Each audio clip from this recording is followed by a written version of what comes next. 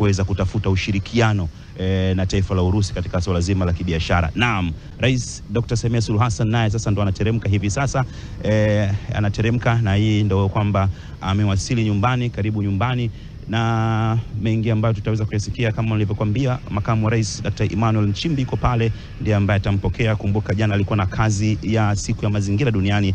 Naam, karibu sana mheshimiwa.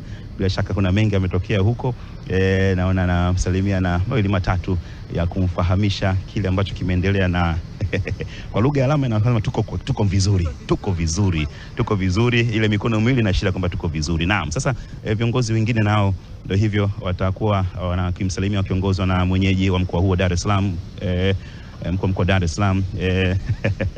Naam, huyo ni mkoa Dar es Salaam, Shalamila, na kimsalimia. Hao ni viongozi wakuu kabisa ulinzi, usalama, mkuu wa majeshi, na wote pale wakimsalimia wakuu wote wa ulinzi na usalama.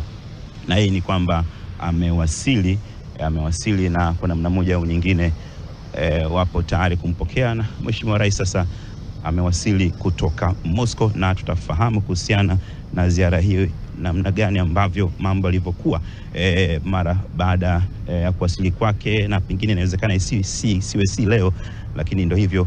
Kurugenzi tutawafahamisha na wahariri jinsi ya kukutana ili kuwafahamisha umma kile ambacho Tanzania imevuna katika ziara hii, kama ilivyo kawaida ya kurugenzi. Naam, Rais akizungumza na makamu wa rais akimfahamisha kile ambacho kimetokea huko, mambo yalivyokwenda kuanzia Moscow mpaka St. Petersburg, mambo jinsi yalivyokwenda.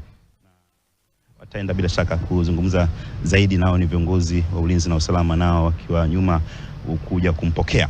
Na hii ni ziara ambayo pengine tutajaribu kuongea na Mheshimiwa Waziri hapa wa mambo ya nje, Mahmoud Thabit Kombo. TBC tuko mbashara hapa.